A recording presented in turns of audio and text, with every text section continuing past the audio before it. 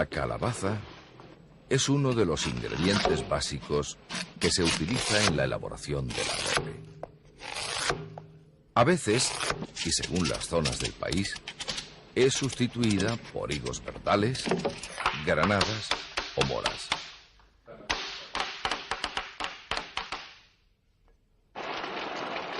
La lenta cocción de la fruta, con azúcar, miel, corteza de naranja y nata la uva, es lo que da lugar al arrope, un dulce almíbar.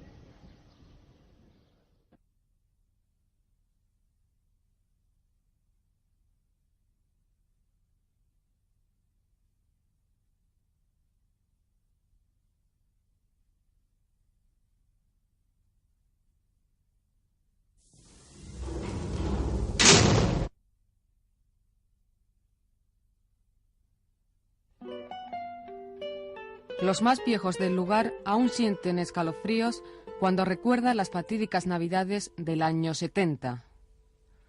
Hasta aquellas fechas, la población gaditana del puerto de Santa María respiraba tranquila entre el aroma de los caldos de sus bodegas y el olor a pescado fresco recién traído al puerto.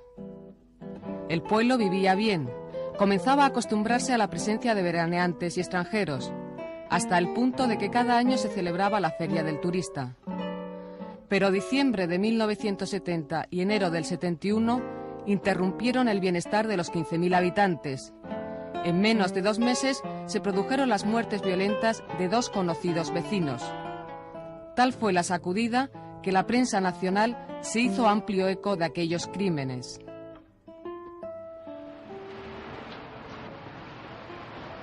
Han pasado 22 años y la trama continúa aún latente. Ha sobrepasado el ámbito meramente criminal y se ha esparcido sobre la administración de justicia. De ahí que un equipo de Dossier 21 se desplace al puerto de Santa María para indagar sobre el propio terreno. Uno de nuestros primeros logros es el hallazgo de una persona que vivió en primera línea aquellos sucesos. Se trata de Manuel Sosa, corresponsal de prensa. El 12 de diciembre de 1970 apareció flotando en las aguas del río Guadalete el cadáver de un hombre cuya desaparición había sido denunciada 9 días antes. Se trataba del joven electricista Francisco Marín Ramírez, de 24 años. El cuerpo fue hallado por un pescador debajo del hoy desaparecido Puente de San Alejandro. Empezamos a investigar, no conocíamos la personalidad de este chico. Resultó ser un chico introvertido, nos metimos mucho en su vida íntima, en su vida privada, era muy escasa, no tenía amigos, no salía. Era un tema bastante escabroso, bastante difícil, porque se nos cerraban muchos caminos y incluso llegamos a pensar que pudieran tener pues vidas un poco más o menos ocultas. Efectivamente, iniciamos la investigación por ese camino, pero tampoco nos dio mucho resultado. El instinto de la policía era contradictorio al resultado de la autopsia de los médicos militares. Los médicos militares habían dicho que este joven se había ahogado y que había sido un accidente. La entonces denominada policía secreta dijo que no le parecía muy correcto que se hubiese ahogado. Se lo comunicaron al juez. Y el juez, que en cierta forma tenía una gran confianza en mí, ordenó que no se enterrase, que no se inhumase el cadáver hasta que interviniese para efectuar una segunda autopsia. Hicimos una autopsia reglada, completa, y comprobamos que esta persona no había muerto ahogado, sino que había muerto por una asfixia mecánica, bien por estrangulación, sofocación, por otro tipo de asfixia mecánica. Las fiestas navideñas transcurren entre días muy fríos y sobre todo con la preocupación de que no se ha hallado al autor de la brutal muerte de Francisco. La intranquilidad de la gente se agudiza el 17 de enero, cuando se denuncia la desaparición de otra persona. Cuando estábamos todavía investigando todo esto es cuando nos surge otra desaparición. La desaparición es la de una chica que era subnormal, que andaba siempre pues por los sitios donde había camioneros y donde había gente que frecuentaba la noche y tal. Y esta chica era muy conocida en Puerto Santa María, era conocida por la Toñi, y todo el mundo pues estaba acostumbrado a verlas por ahí. Efectivamente, cuando nos denuncian la desaparición de la Toñi, lo primero que pensamos es que se había ido con un camionero o que se había ido con cualquiera que había recogido en su taxi. Empezamos a indagar un poco más en el tema y efectivamente llegamos a conocer la presencia de alguien nuevo en el puerto de Santa María. El puerto de Santa María entonces era bastante fácil, eran 15.000 vecinos lo que había y todo el mundo se conocía. Luego alguien nuevo inmediatamente llamaba la atención. Lo empezamos a vigilar y nos dio como resultado que había salido durante algunos días con Toñi, en plan de relaciones, y muchos allí incluso de los vecinos pues decían que podían ser novios. Así que, total, que ya lo cogimos, lo llevamos a comisaría, empezamos a charlar con él y vimos cosas que no nos cuadraban. Y cuando le preguntamos ya de lleno en qué había hecho la noche en que Toñi había desaparecido, pues él nos saca unas entradas del cine, que había estado con Toñi hasta las 6, a las 7, a las 8 de la tarde, que luego después había huido a buscarla y que no la había encontrado, y que se había metido en el cine a ver unas películas, un cine, y me acuerdo que el cine era el cine moderno. Eso es. Y le preguntamos por la película. Llamamos al cine, qué película echaban ese día, y efectivamente no coincidía para nada. El relato que nos contaba no era nada. Y durante un par de días, un día y medio, aproximadamente 2 días, pues el hombre estaba tira y afloja, me llamaba, hablaba conmigo, me soltaba, a veces me insultaba, otras veces decía que yo era un criminal, que le estaba haciendo mal, que él estaba allí encerrado sin necesidad, y no sé, en fin, lógico. Y al final hubo un momento en que, no sé por qué, coincidimos en una... Chico, tú no estás bien, no estás normal, tienes un problema, tú tienes que... Ese problema a lo mejor, si hablas y te desahogas un poco, pues es posible que lo sueltes y tal. La verdad es que no esperábamos que nos contara lo que nos contó.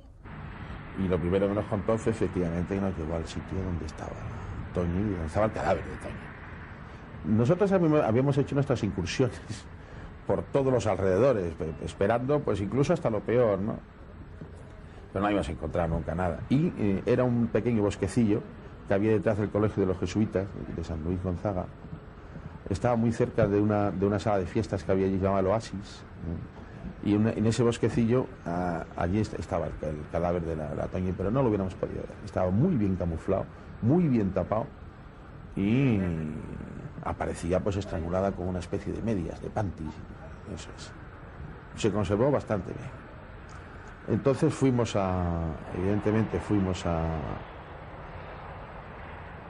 más de lleno con él, nos llevó al sitio, ya nos explicó un cuento que había estado con ella allí, que él se había quedado medio dormido y no sé qué, y cuando se despertó Toñi estaba estrangulada. Bueno, pero en sueños tú has podido hacer algo, ¿te acuerdas de algo? No. Luego después aquello cambió, evidentemente, inmediatamente cambió a que él había estado pues realizando sus actos con ella, había mantenido una serie de actos sexuales y en el transcurso de uno pues ya está bien. Pues la pregunta lógica ante esta personalidad extraña es, ¿serán los 2 últimos delitos que ha cometido? ¿Serán los 2 primeros? Y entonces se le preguntó, y con una extraordinaria ya entonces facilidad, sin oponer ninguna resistencia, que sí, que había cometido muchos más, que no le divertía mucho ver películas policíacas en las que siempre se descubría el criminal, y que él llevaba a muchos y que no lo habían descubierto, y que si lo habíamos cogido era porque él quería, ¿no? Y entonces empezó a relatar un relato de casi 3 horas, de llegar hasta, creo recordar, de 22 entre los cometidos en España y en el extranjero. La forma en cómo había matado rápidamente y otra serie de circunstancias nos hizo comprender que era una persona que sabía matar, que había matado ya y que muy probablemente seguiría matando. El 24 de febrero de 1971, el largo periplo delictivo y criminal de Manuel finaliza a las 5:30 de la madrugada. A esa hora, Manuel Delgado Villegas, alias el estrangulador del puerto o el arropiero, es trasladado, bajo la escolta de varios policías, a la Dirección General de Seguridad en Madrid. A partir de ahí, Delgado Villegas se internará en una odisea de papeles, psiquiatras y rejas.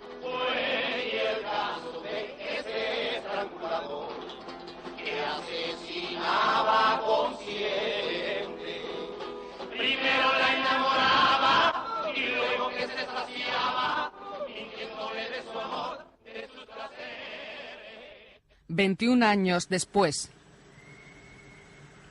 En pleno desierto levantino, a tan solo 11 kilómetros de Alicante, se halla Foncalén, uno de los 2 hospitales psiquiátricos penitenciarios existentes en el país. Hasta 1992, Foncalén siempre había estado a buen recaudo de los medios de comunicación. En la primera semana de agosto, un equipo de televisión española logra traspasar la barrera y entrar en el recinto penitenciario.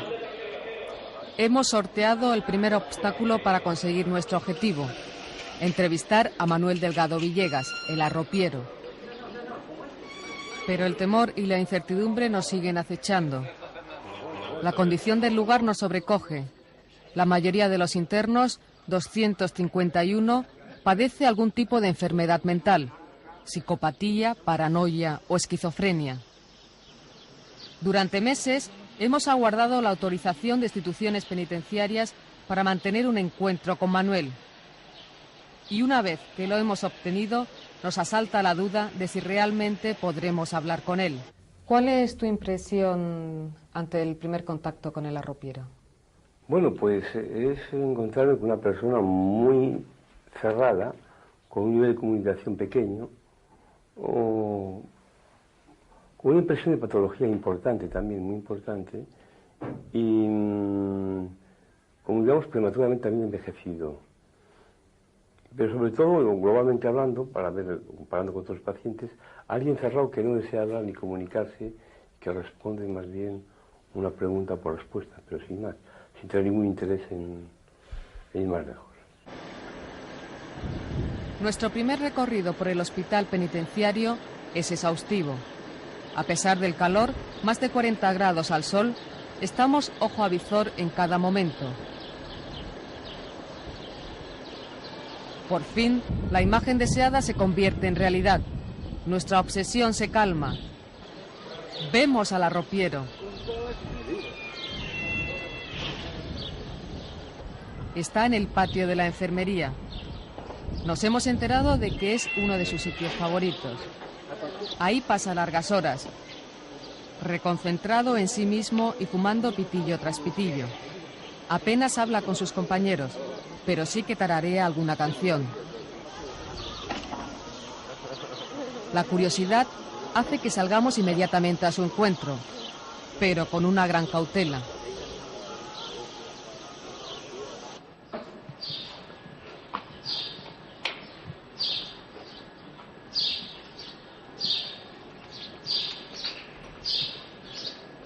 ¿Qué tal, Manuel? ¿Cómo andas? Hola, Manuel. Hola, ¿qué tal? El saludo de Manuel nos tranquiliza. Al menos hay una receptividad, aunque sea a un nivel muy elemental.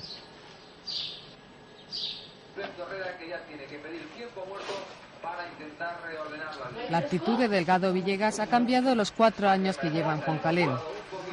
Psiquiatras, funcionarios y celadores coinciden al señalar que su carácter ha mejorado en los últimos tiempos. Su conducta es correcta. Nunca ha causado molestias ni ha protagonizado alborotos. Parece que él se encuentra más a gusto aquí en Foncalén que en el Hospital Psiquiátrico Penitenciario de Carabanchel.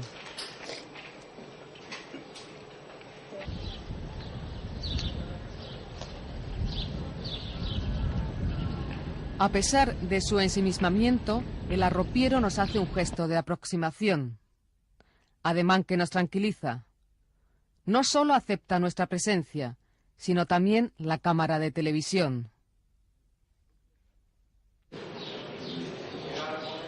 El día siguiente, 6 de agosto, es la fecha acordada con la dirección del hospital para la entrevista. Aún mantenemos la aprensión de que el diálogo vaya a ser posible. A nuestro favor está el sí del propio arropiero. Él mismo le ha contado minutos antes a una celadora que Televisión Española le va a entrevistar. También nos favorece el asesoramiento y la presencia del psiquiatra Elmido Pardo. En nuestra contra tenemos la inseguridad de que Manuel interprete nuestras preguntas y el temor de que su discurso sea inteligible, debido al defecto congénito que tiene en el habla. Hola, Manuel. ¿Qué tal estás? Bien. ¿Qué prefieres, que te llame Manuel o que te llame el arropiero? No, a mí me da igual, me llama, ¿no? ¿Qué te parece que venga Televisión Española a verte? Está muy bien. Muy bien. No me enfado por nada. ¿No te enfadas nunca por nada? Nunca me enfado por nada. Soy un hombre muy tranquilo, señora. Soy un hombre muy tranquilo. No me meto con nadie. Toda mi vida es tranquilo y nada más. Por eso. ¿Ves mucho la tele? ¿Te gusta la televisión? Sí, a veces me pongo un poco a ver la televisión. Esa cosa. ¿Qué es lo que más te gusta? Que me gusta la mujer.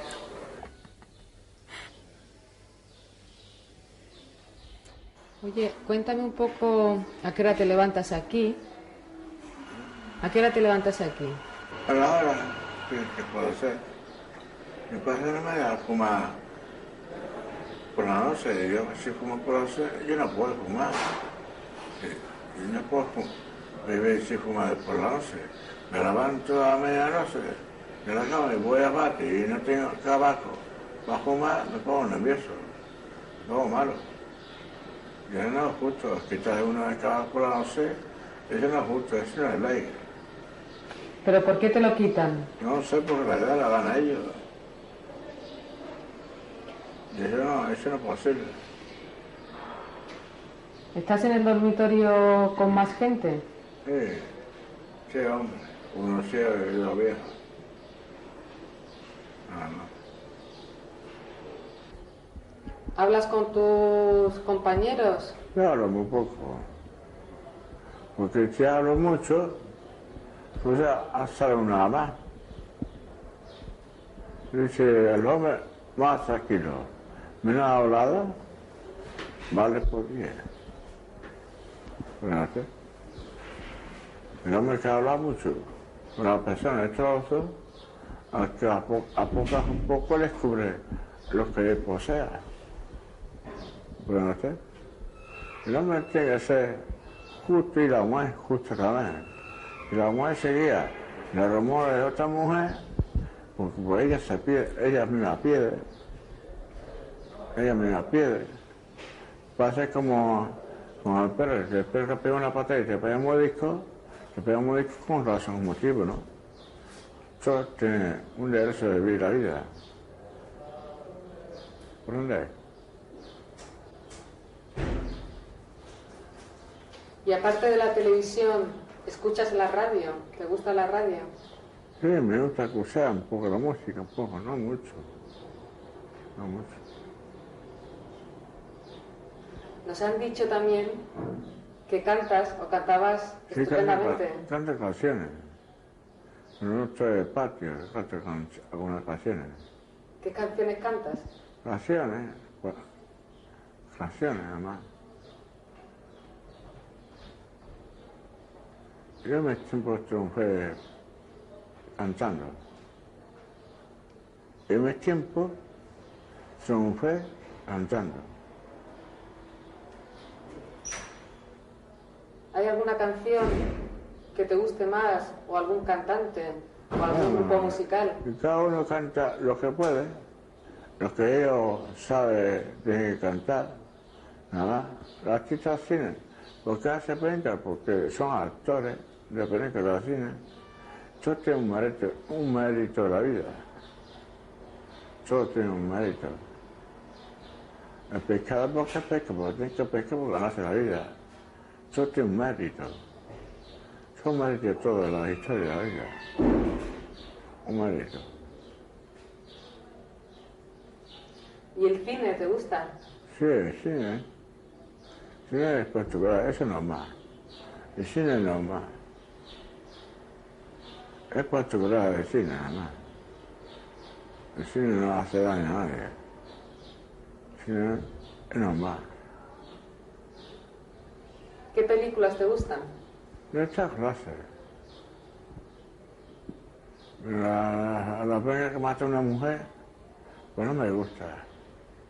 La mujer te pare, te mantiene, te enseña una educación, una cultura, y el hombre que te va a enseñar.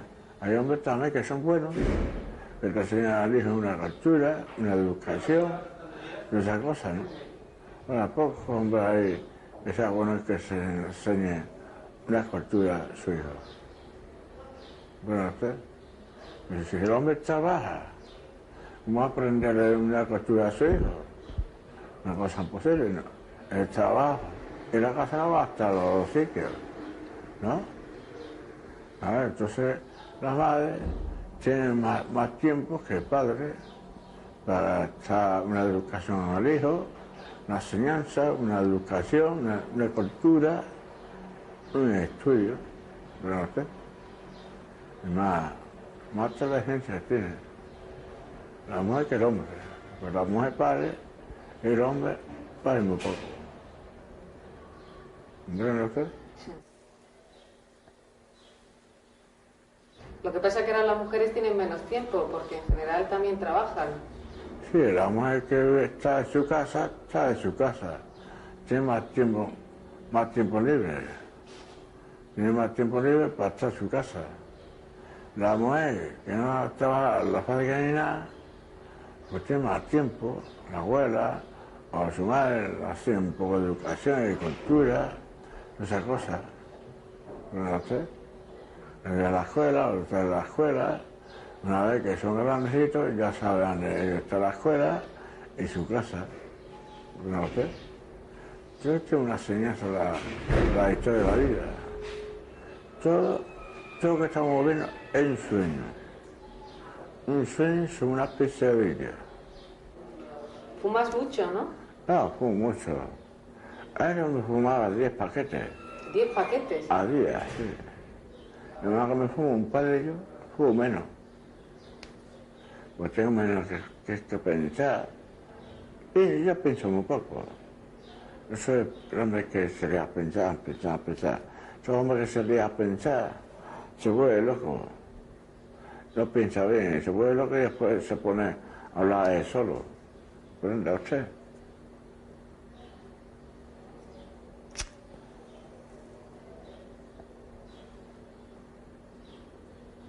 Hay de hecho la vida. El hombre que piensa mucho, luego gana, no gana nada. Se vuelve loco. Yo no pienso en nada. Yo no pienso. Yo comer, dormir, a lo mío. Pero el hombre que piensa mucho, se vuelve más ara. Hay que pensar en la calle, para convivir con las personas. Vivir con las personas y si la persona te ama. Si no te ama, pues te va a donde ella te ame o él te ame. ¿Verdad? Porque todas las personas, hay veces que cambian y no cambian, ¿verdad? Todas las personas son iguales. Hay mujeres que te quieren más que una y que esa te hace más daño que la otra. Y la mujer que no te quiere, y que dice que no te quiere más que ninguna. Y esa es la mejor que ninguna. Sabemos que te gusta comer bien. Vamos a comer lo que aquí da, eso como. En casa como lo que puedo. Cuando estoy de hotel como lo que puedo también. ¿Cuál es tu plato favorito? Mi plato favorito es carpaccio con carne. Carpaccio con carne. No carne humana, con carne. La carne se muele y se hace el capacho. Ese es mi plato favorito. ¿Y el pollo? ¿Te gusta el pollo? El pollo no es muy bueno el pollo. Porque después cuando está dormido, te lleva a un mundo lejano y ahí te pica los ojos. ¿Tienes hoy este ojo un poco hinchado? ¿Qué es Sí, lo que te ha pasado? Me ha picado una avispa. Yo había que una avispa, había 2 de ovejas, ¿no? Y después había una avispa también, se va comiendo mora. Esta mañana se va comiendo mora y iba a comer la mora y entonces me picó. Se enfadó porque le ibas a quitar la mora. Porque la mora más hermosa. Porque si la avispa está morena de esa mora y a las otras moras son verdes, ¿qué mora va a comer? Nada, tiene que comer la mora. Entonces estaba soleando y estaba agarrando ahí y con la mora me la como y hace y me picó la ceja. Y cuando me picó la ceja, vi sentido, ¿no? A ver, cuéntame dónde has estado. Has estado en muchísimos países. Cuando tenía 13 años, estuve en Moscú, Rusia, Alemania, Hamburgo, Nueva York, San Fernando, Seluí y todos esos sitios. Y todos esos sitios de los países me quería con amor, me quería mucho. No era pequeño, me quería mucho. Y después, en una era tenía que venir, y pasó lo que tiene que pasar. Me trasladé a España, a Madrid, y después a Madrid, a Puerto de María. Claro que viajó Manuel Delgado Villegas y corrió mundo a lo largo de 20 años. Su ajetreada vida comienza hace 50 años en una familia muy humilde de Sevilla. Su madre muere en el parto y el padre envía a los 2 niños a vivir con la abuela materna a Cataluña, a uno de los puntos claves del polígono industrial, Mataró. Después, cuando la ría, vivo una ría, lo primero vivo como una bomba que caía. Después vino la ría, después de eso. Después lo fuimos a vivir a la Sabona Sabrase, que vía Sabola. Manuel crece en La Cierera, uno de los barrios más andaluces de Mataró. Sus vecinos son sevillanos, jienenses, gaditanos, todos emigrantes que dejaron su tierra para buscar trabajo en la incipiente industria catalana.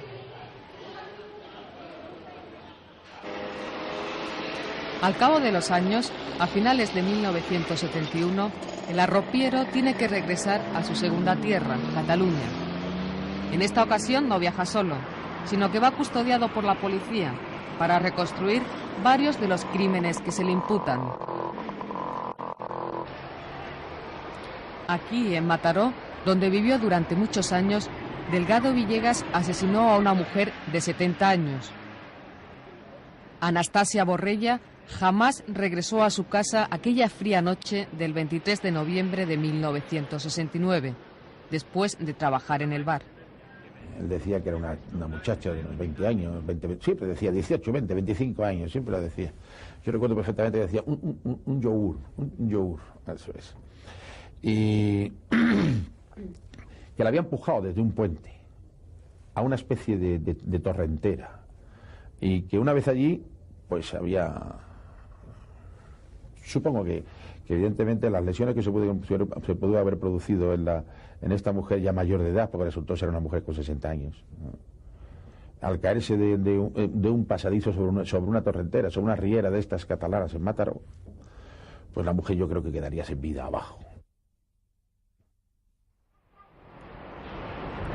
Manuel Delgado Villegas llevaba una doble vida en la década de los 60. Ambulaba de Mataró a Barcelona con mucha frecuencia, casi a diario. En Mataró estaba con su familia, en la ciudad condal tenía su ambiente. Era muy conocido en el barrio chino, trasegaba por las callejuelas, ejercía de macarra y chapero y cuando llegaba una mala racha se ponía a trabajar en lo primero que encontraba, de albañil, chatarrero o incluso de pastelero. En la primavera de 1969, la alta burguesía catalana es sacudida con la noticia de la muerte violenta de un conocido industrial, Ramón Estrada Saladich, propietario de Muebles Nomar y hermano del dueño de Muebles La Fábrica. En el establecimiento de la avenida del Generalísimo, hoy la Diagonal, entre mesas y sillas, fue hallado el cuerpo agonizante del señor Estrada. Creo que él tenía un cierto aprecio por aquella persona. Sí, yo creo que tenía que ser el mecenas que cuando le faltaba dinero le iba a buscarle, ¿no? Y que a cambio pues obtendría, supongo yo, pues sus beneficios por otro lado. Eso es. Eran unas relaciones pues homosexuales y de las que Manuel se vanagloriaba de cobrar. No resultaban fáciles las reconstrucciones de los asesinatos por el paso de los años, y también porque Manuel no tenía nociones muy claras del lugar ni del tiempo. Resultó muy difícil la localización de la isla donde había asesinado a una chica francesa en 1967. Cuando fue ubicada, Ibiza, y una vez allí, Delgado Villegas recordaba con precisión los detalles mínimos. Hasta llegó a darse cuenta de que la funda del colchón donde había perpetrado el crimen no era la misma.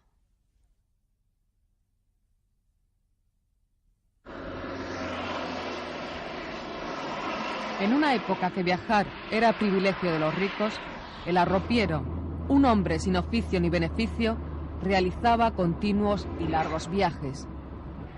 A menudo cruzaba la frontera francesa.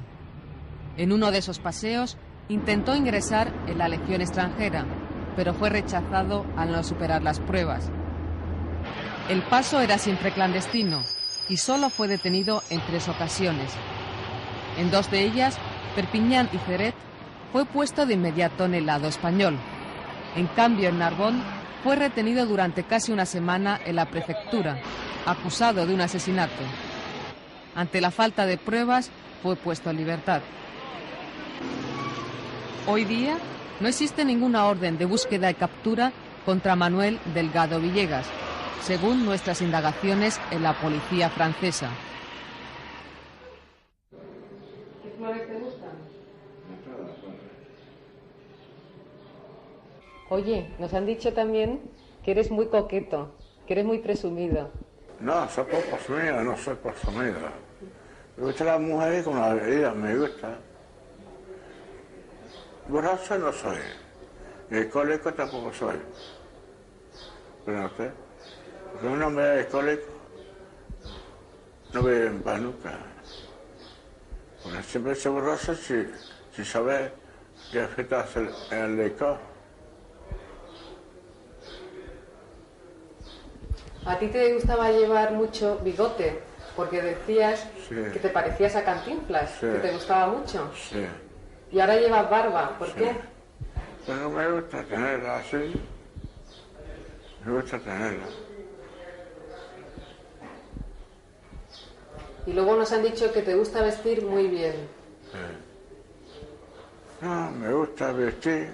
La vía pública es que hay que vestir. Si se va uno, eso más en la vía pública que pasaría. Si se ve la ley, lo metes preso. Hay que te vestir un poco normalmente bien. Pero eso.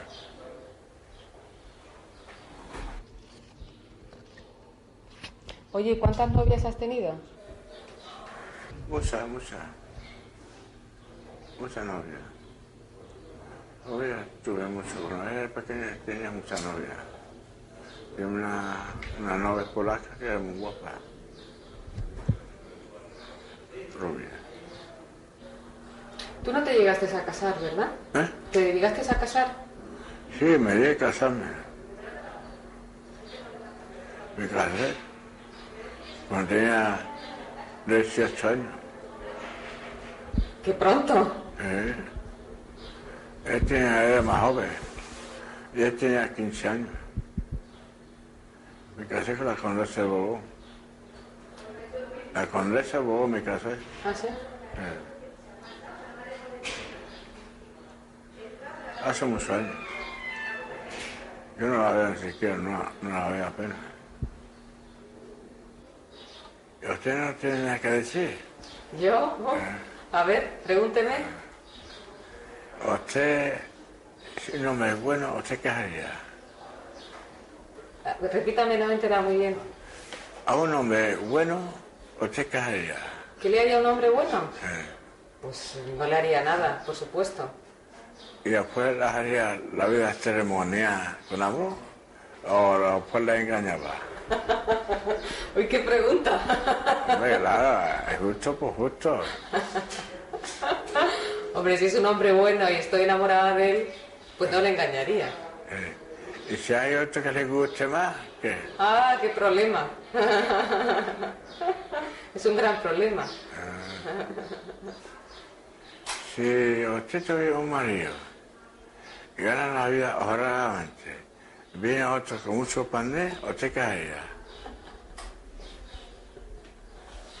¿Qué preguntas más complicadas? Hombre, la cosa hay que hacerla como hay que hacerla.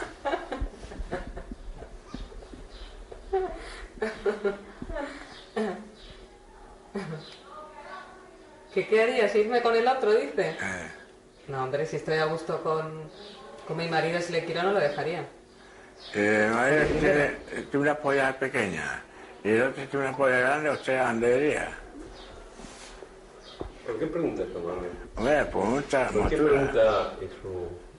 Son preguntas moturas. Como motura, si la M le busca con la A, son mayúsculas. Si la M a la M, pues mayúscula, tres mayúsculas, son moturos. Si las mayúsculas son mayúsculas, después la M con la A mayúscula. Pero la M y la A son el principio de su nombre, Manuel. ¿Qué vamos a querer eso con...? Sí. Luego me A es A. El nombre B no es igual como el B. A y B. Hay hombres que son maturos y hombres que son menos maturos. ¿Y usted cómo se considera, Manuel? ¿Duro o muy duro o menos duro? No, yo no soy ni duro ni blando. Normal, no menos normal. No, es lógico. Elmido, ¿qué es lo que le llama la atención en la entrevista con el arropiero? ¿Por qué reacciona de esa manera? Pues para mí, yo que os he visto, pero vamos, bastante por allí, dos cosas. La primera, que tiene otro escenario. Pero tiene otro escenario diferente, la televisión. Me parece algo evidente. Al pasar por ahí y ver hablar con una fluidez que no tiene habitualmente. Mucho más fluido y mucho contento, además. No está deprimido, se ve bien, se ve tranquilo y se ve muy bien. Es la televisión en primer lugar. En segundo lugar, el hecho de que tú lo entrevistaste. Teresa, yo creo que hay una gradación, y en un momento se ve muy claro, cuando habla de todas las mujeres, que empieza, después de un silencio largo, a preguntarte, a decirme, pregunte, y es una demanda un poco perversa, iba a decir, en el sentido que lo quieres preguntártela a ti, y someterte delante de una mujer a un interrogatorio. ¿Qué harías si tu marido es más rico? Y empieza con más menos. Ya ha pasado de la cualidad a la cantidad. Más rico, y luego de dinero pasa a la polla. Objeto parcial. Polla, dinero. Curiosamente freudiano. Polla y dinero. Entonces tú te defiendes, pero hay una cosa que me ha gustado, es que le has dejado poder explicarse y, digamos, como diría yo, pasar al acto, actuar algo que seguramente este microproceso que tiene con muchas mujeres, que ha tenido miles en su vida, lo va a reproducir, aunque sea en un mini diálogo contigo.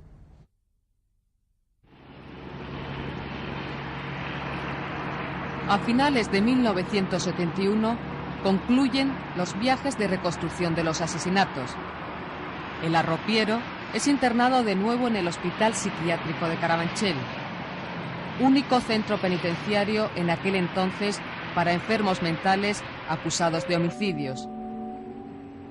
Manuel Delgado Villegas, aunque se halla en Madrid, queda a disposición del Juzgado de Instrucción número 5 de Barcelona. La Audiencia Provincial de Cádiz, lugar donde es detenido por presunto asesinato, se inhibe a favor de la de Barcelona, al ser esta la provincia donde el arropiero cometió el primer delito. la vida cambia radicalmente para Manuel Delgado Villegas. Después de tanto viajar de un sitio a otro, Carabanchel se convierte en un apeadero forzoso. Apenas mantiene contacto con el exterior. Se cartea esporádicamente con el padre.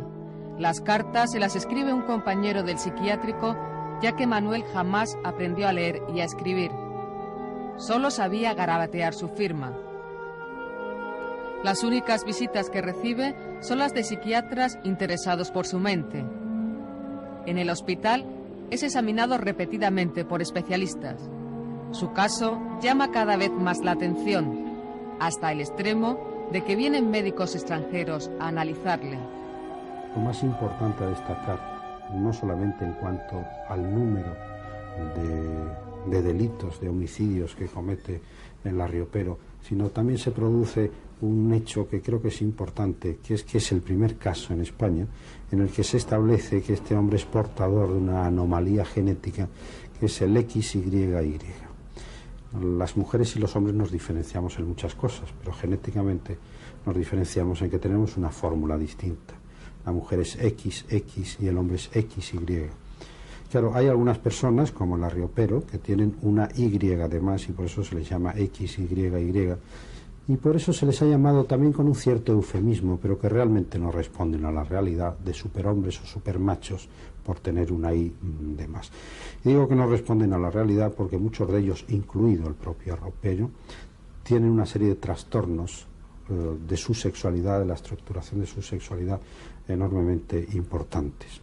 No es que el crimen venga determinado por esta alteración cromosómica y esta alteración genética.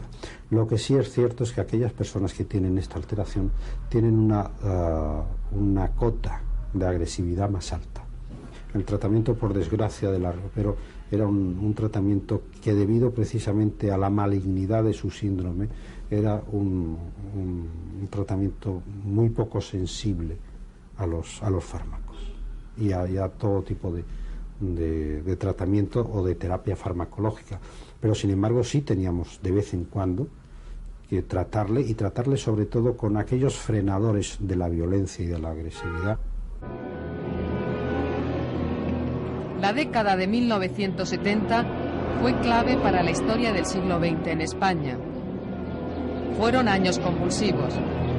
La agitación que experimenta el país a partir de noviembre de 1975 no excluye al propio Riopero. Mientras Delgado Villegas es analizado continuamente en Carabanchel por ser el primer caso del cromosoma XY, el sumario con toda la información de sus presuntos crímenes se pierde. Desaparece no durante unos días, sino por espacio de 3 años, desde finales de 1973 hasta 1976.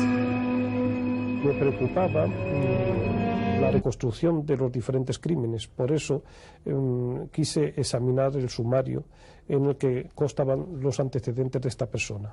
Me dirigí a Barcelona y cuando pregunté por el sumario nadie sabía dónde estaba, había desaparecido, se había perdido. Esa fue efectivamente la voz de alarma para volver a indagar dónde se hallaba y sumarle, buscarle y continuar la vía activa en cuanto a las diligencias posteriores a realizar. Pero sí, efectivamente, ese sumario en principio se había perdido.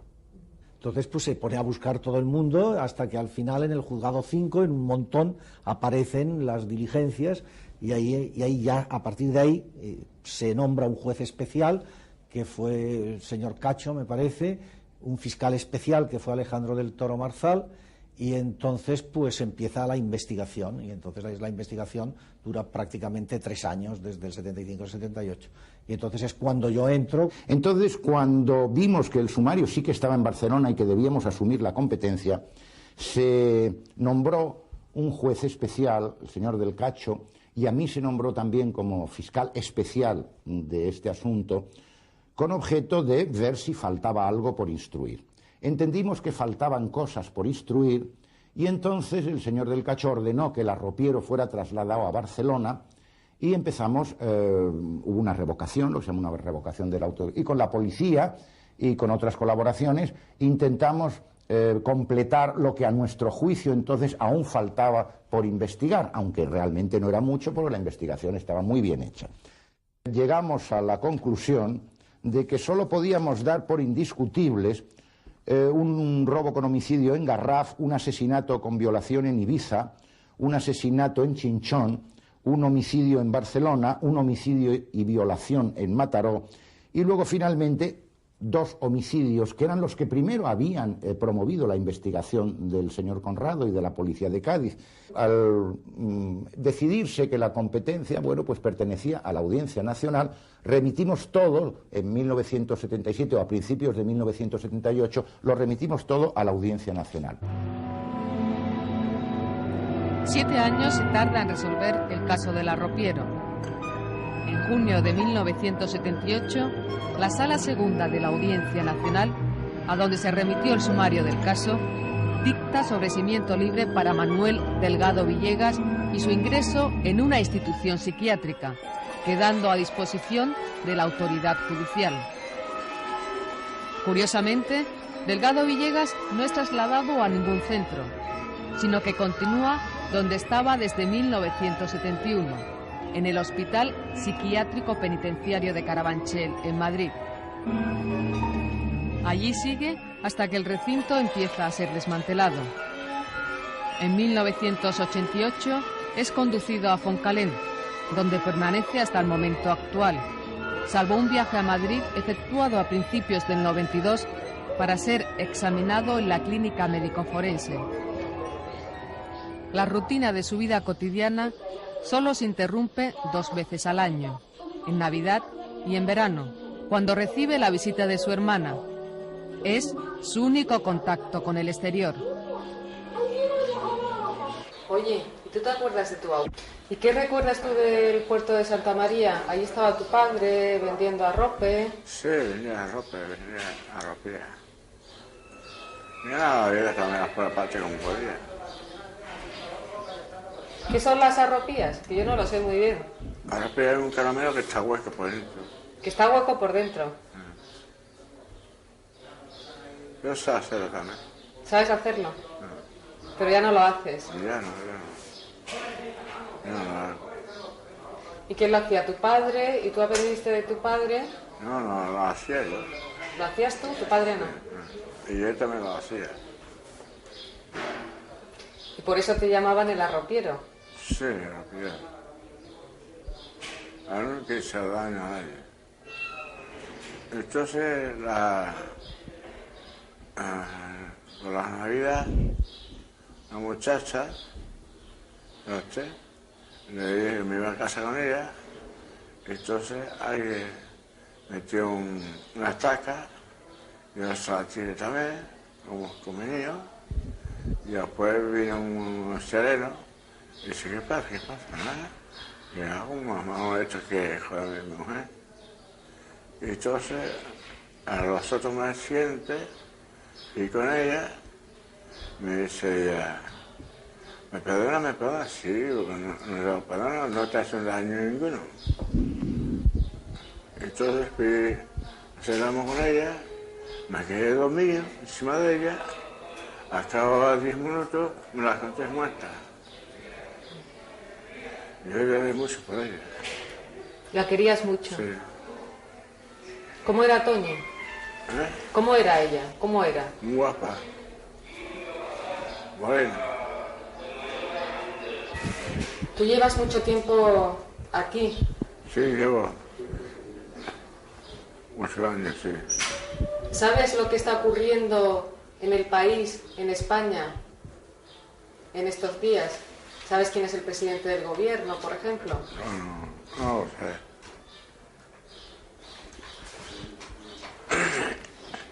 Hace 3 años me hacía presidente del gobierno.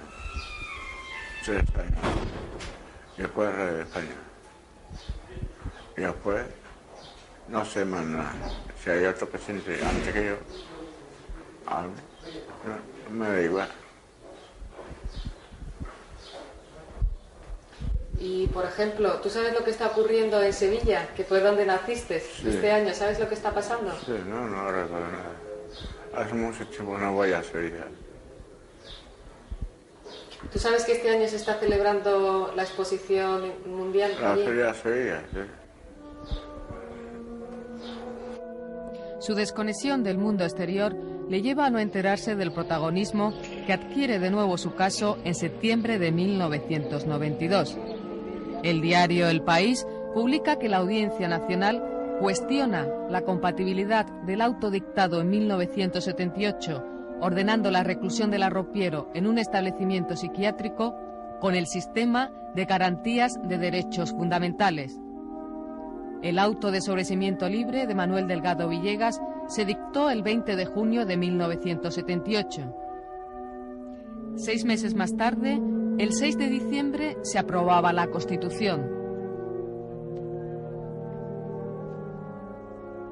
10 años después, en 1988, el letrado Emilio Rodríguez Menéndez se interesa por el asunto del arropiero. Acude a la Audiencia Nacional, solicitando la reapertura del juicio. El resultado es negativo y plantea un recurso de queja ante el Tribunal Supremo. Este le quita la razón y el abogado recurre al Tribunal Constitucional, donde tampoco obtiene éxito. Llega hasta la Comisión de Derechos Humanos de Estrasburgo. Allí no le admiten la demanda por fallo en la forma. Emilio Rodríguez Menéndez no acredita la representación de Manuel Delgado Villegas.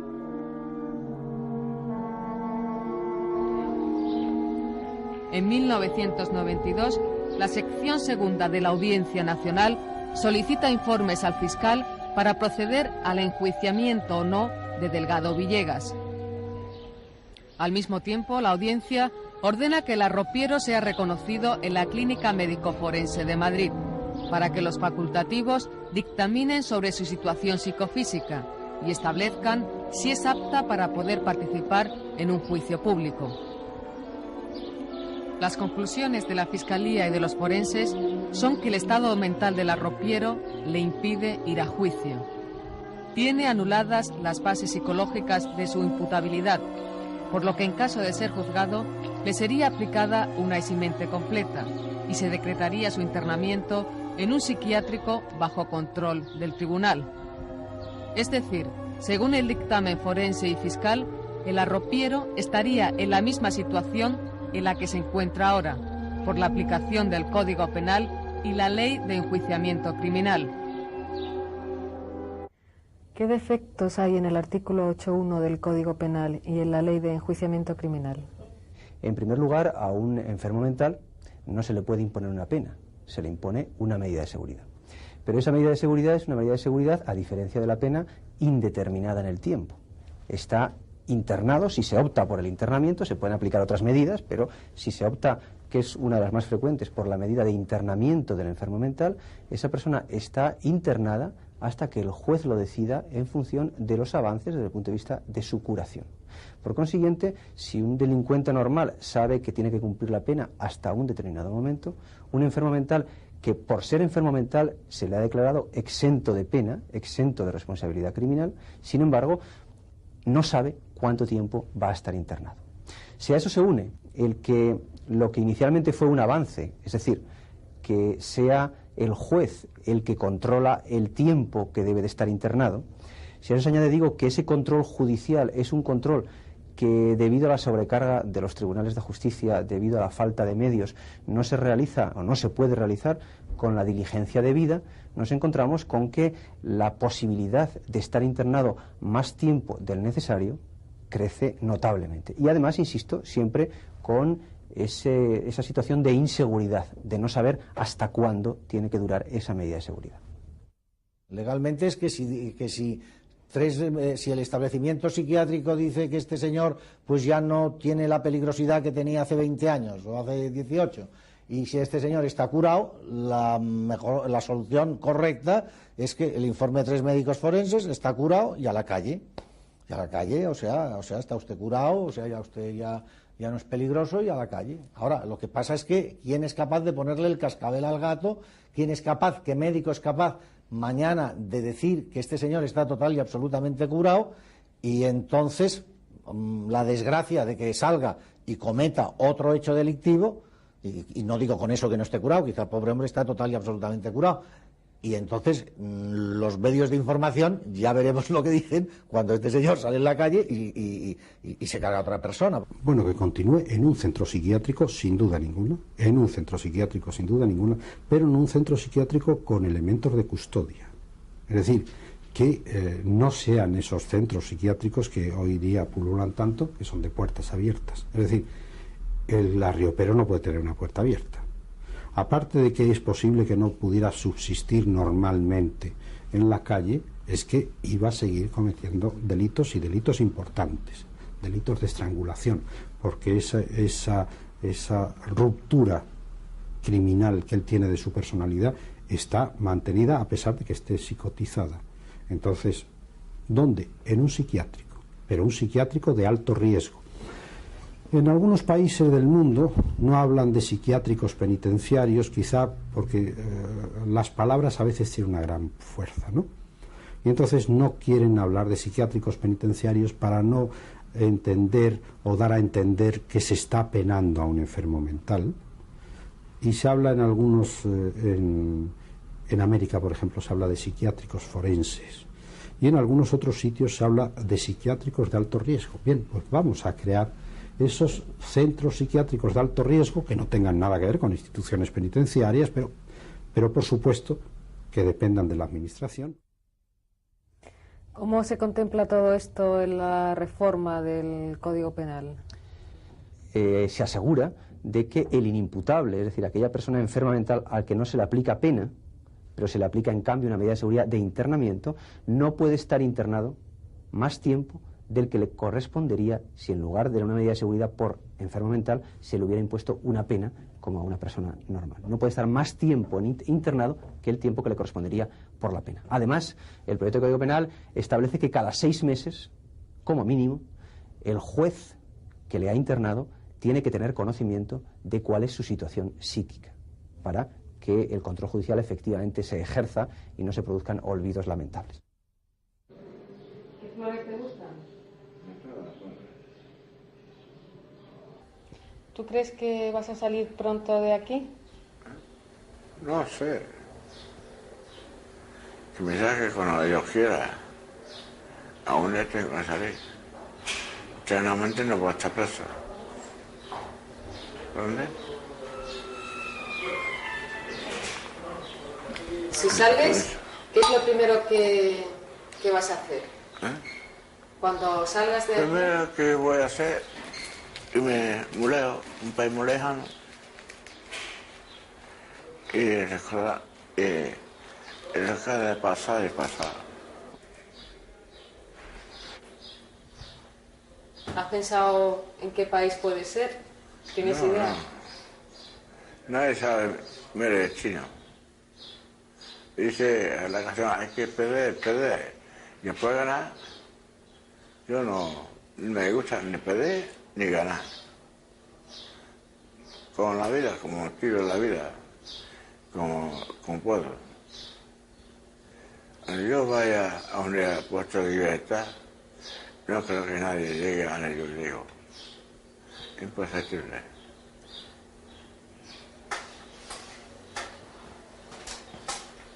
Vine de un país muy lejano cuando era pequeñito. Como era nacido, vine del país muy lejano. Lo más lejano que existe de la historia. Bueno, usted. ¿A dónde? ¿A Australia? No, Australia no. Usania.